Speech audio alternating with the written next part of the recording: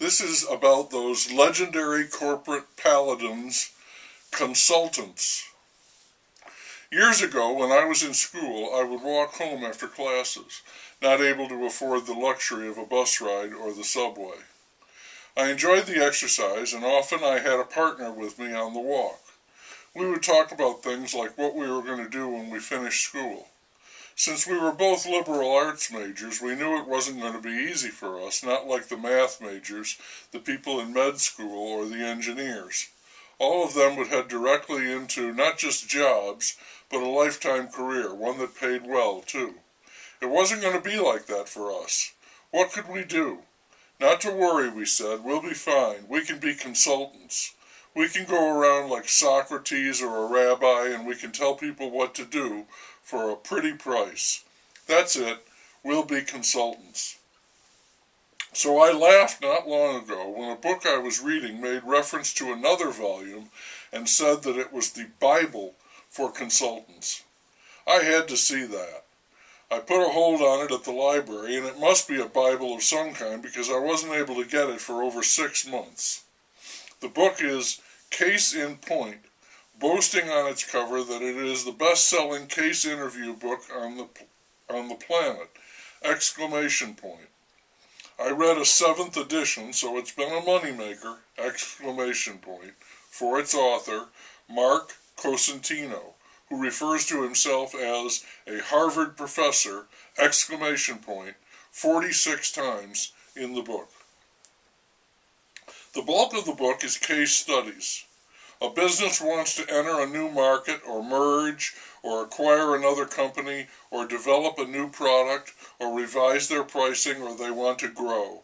There are many of these cases, and the more you study them along with suggested solutions in the form of highly structured analysis, the easier it becomes to break them down into a presentable fashion so that it looks like you understand the problem and might be able to point to a positive action. To do this in every case, you need to learn the key facets in the business, its revenue streams and costs, maybe the same for competitors. Then study its market and the status of the economy in general.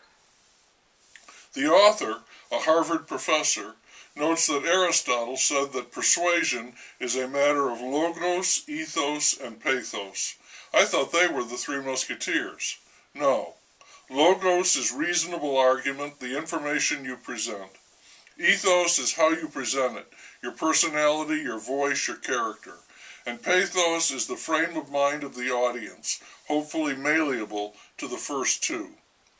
While reading the book, I became convinced that becoming a regular viewer of the Shark Tank is probably more useful than going to Harvard Business School, except that at Harvard you pick up that exclamation point. The author, himself a Harvard professor, tells you to memorize your bullet points.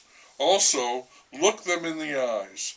And he says there is an old saying about Harvard professors. Did I mention that he is one? That they are often wrong, but never uncertain. He advises readers to carry that mindset into your interview. I can see where that shield of confidence would come in handy, but for me, someone who is often wrong and never uncertain is most likely a flaming asshole and certainly never to be trusted as an advisor, not when my money is concerned. When working with others, he says that you should have that rip right through it look in your eyes and pretend that you're having fun.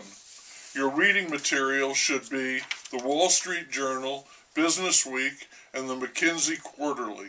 Consultants think graphically. He urges readers to use graph paper, even for notes. In the end, he says that most of this is psychological, by which he means bullshit. It's not whether you are right or wrong, because there is no fixed right or wrong.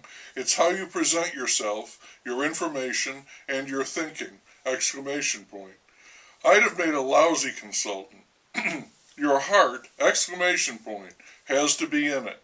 They are looking for silver-tongued, snake-oil-pushing bullshit artists, and there is an art to it, exclamation point, who really don't know what they're talking about, but are not troubled by that.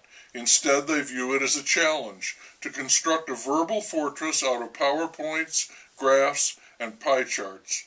If you can dress the part, look them in the eye, and conduct a rapid-fire discussion about cost-based pricing vis-a-vis price-based costing, then baby, you're in! Exclamation point.